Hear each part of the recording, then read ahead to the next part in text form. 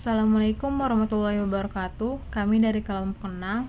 Saya Lasmaita Khairunisa dan teman Saya Eka Cahyani. Kami akan mempresentasikan tentang audit siklus penggajian dan personalia. Siklus penggajian dan personalia melibatkan pekerja dan pembayaran kepada semua karyawan. Perbedaan utama antara siklus penggajian dan personalia serta siklus lainnya. 1. Hanya ada satu kelas transaksi untuk penggajian karena penerimaan jasa dari karyawan dan pembayaran jasa tersebut melalui penggajian biasanya terjadi dalam periode waktu yang singkat. 2. Transaksi pada umumnya jauh lebih signifikan ketimbang akun neraca terkait. Penggajian akrual dan potongan pajak biasanya bernilai kecil dibandingkan dengan total transaksi selama tahun bersangkutan.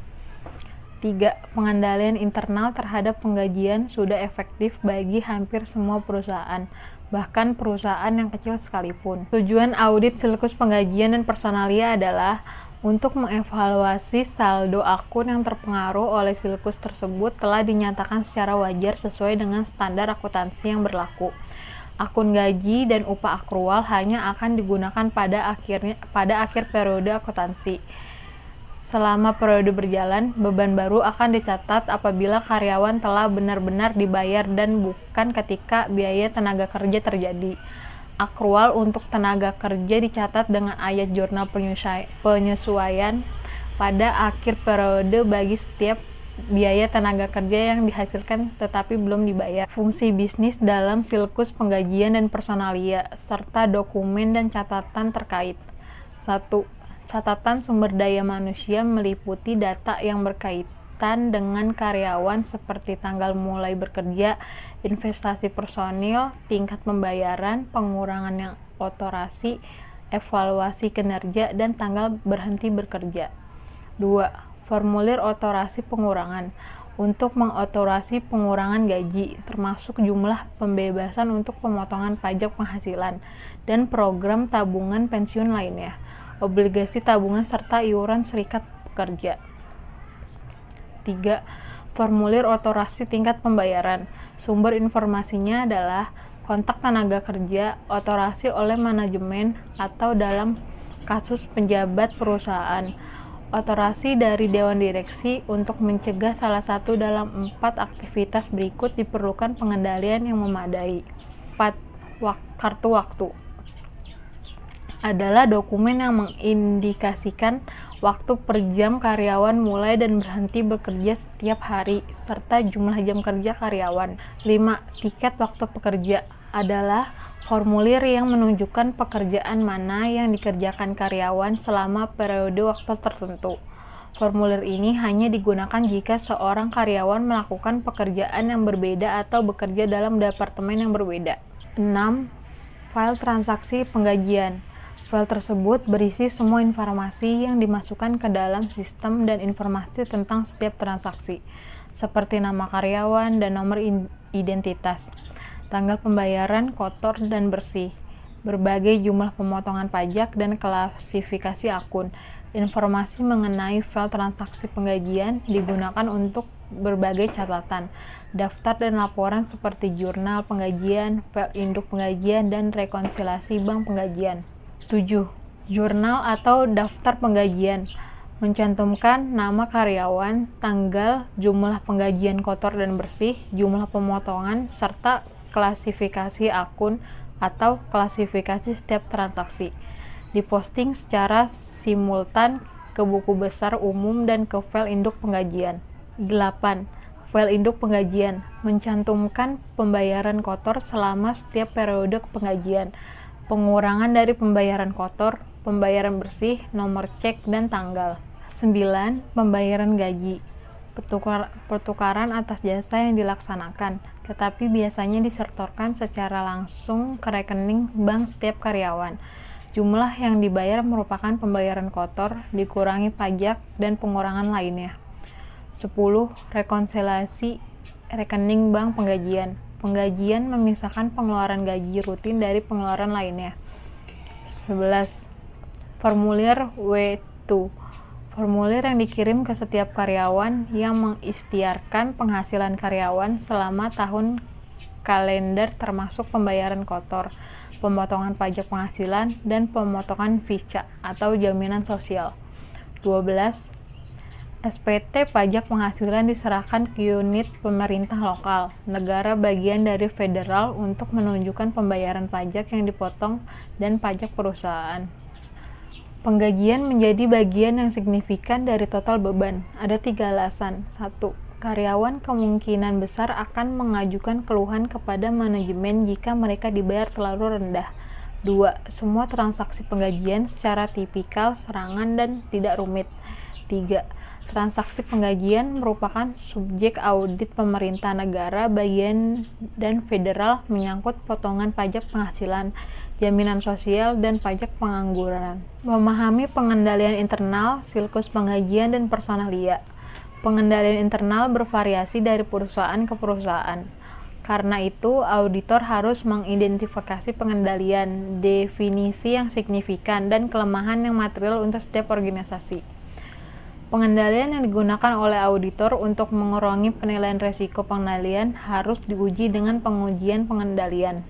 Jika auditor melaporkan tentang keefektifan pengendalian internal terhadap laporan keuangan, tingkat pemahaman pengendalian dan luas pengujian pengendalian harus mencukupi untuk menerbitkan opini tentang keefektifan pengendalian internal terhadap persediaan. Pengujian substantif atas transaksi bervariasi, tergantung pada resiko pengendalian yang dinilai dan pertimbangan audit lainnya, seperti pengaruh penggajian terhadap persediaan. Pengujian pengendalian dan pengujian substantif atas transaksi akan digabungkan jika kemungkinan dan dilaksanakan dengan cara senyaman mungkin dan menggunakan program audit format kinerja. Selanjutnya, saya akan melanjutkan presentasi dari teman saya.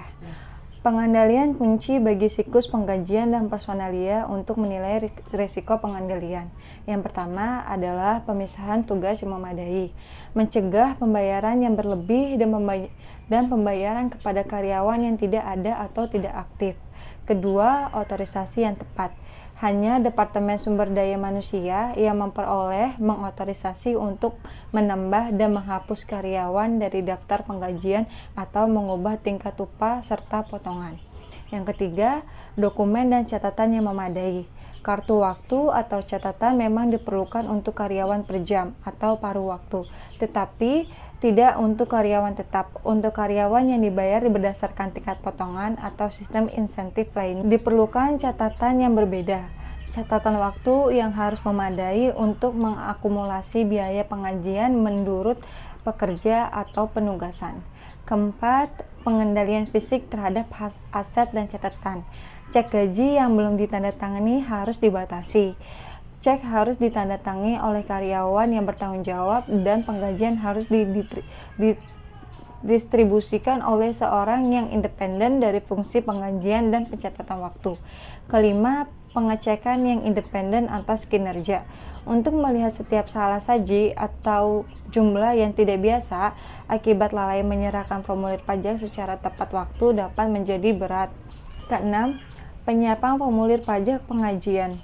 Untuk pajak seperti pajak penghasilan pemerintah federal dan pemotongan pajak VICA, pemotongan pajak pemerintah negara bagian dan kota, serta pajak pengangguran pemerintah federal dan negara bagian. Ketujuh, pembayaran potongan pajak penggajian dan potongan lainnya secara tepat waktu. Pemotongan yang dimaksud dalam pengujian tersebut mencakup pajak, tabungan pensiun lainnya, iuran serikat pekerja, asuransi, dan tabungan penggajian. 8. Hubungan antara penggajian dan penilaian persediaan, seperti barang dalam proses, barang jadi, atau konstruksi dalam proses. Kesembilan, pengujian atas karyawan yang tidak ada. Mengeluarkan cek gaji kepada individu yang tidak bekerja lagi untuk perusahaan seringkali diakibatkan oleh masih dibayarnya cek karyawan padahal dia sudah berhenti bekerja. 10. Pengujian atas kecurangan waktu. Kecurangan waktu terjadi apabila seorang karyawan melaporkan waktu yang lebih lama dari yang sebenarnya dikerjakan. Ke-11, laporan beban yang curang. Penggantian atas beban perjalanan dan hiburan. Pemalsuan laporan beban oleh manajemen dapat menjadi indikator diabaikannya pengendalian internal dan potensi kecurangan di area lainnya. Tujuan audit yang berkaitan dengan saldo utama dalam menguji kewajiban penggajian adalah: pertama, akrual dalam neraca saldo setelah dinyatakan pada jumlah yang benar atau keakuratan. Kedua, transaksi dalam siklus penggajian dan personalia telah dicatat pada periode yang benar atau pisah batas. Akun kewajiban yang utama dalam siklus penggajian dan personalia. Pertama, jumlah potongan dari gaji karyawan, seperti tabungan pensiun, iuran serikat pekerja, obligasi tabungan, dan asuransi dapat diverifikasi dengan cara yang sama. Kedua, gaji dan upah akrual. Belum menerima upah yang telah menjadi haknya selama beberapa hari atau jam terakhir sehingga periode selanjutnya. Ketiga, komisi akrual. Menentukan sifat perjanjian komisi dan kemudian menguji perhitungan berdasarkan perjanjian tersebut. Keempat, bonus akrual. Bonus yang belum dibayarkan tetapi sudah dicatat. Kelima, pembayaran cuti liburan, cuti sakit, atau tunjangan akrual lainnya. Jumlah yang tercatat harus dihitung perusahaan sesuai dengan standar akuntansi. Keenam, pajak penggajian akrual disiapkan pada periode selanjutnya untuk menentukan jumlah yang harus dicatat sebagai kewajiban pada tanggal laporan posisi keuangan. Ketujuh, pengujian atas rincian saldo untuk akun beban, gaji dan bonus penjabat, gaji kantor, gaji dan komisi penjualan, serta tenaga kerja langsung. Tunjangan atau manfaat seperti asuransi dapat dimasukkan dalam beban. Kedelapan, kompensasi penjabat. Memverifikasi apakah total kompensasi penjabat merupakan jumlah yang diotorisasi oleh Dewan Direksi. Kesembilan, komisi. Memverifikasi komisi dengan jenis penjualan dan informasi penjualan yang diperlukan tersedia dalam catatan akuntansi. Kesepuluh, beban pajak penghasilan. Dengan pertama merekonsiliasi total penggajian di setiap formulir pajak penggajian dengan total penggajian untuk seluruh tahun.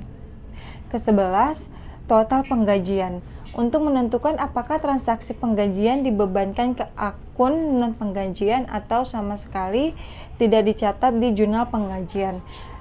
12, tenaga kerja kontrak. Contohnya, perusahaan seringkali melakukan kontrak dengan perusahaan jasa teknologi untuk menangani manajemen teknologi informasi perusahaan dan fungsi staf.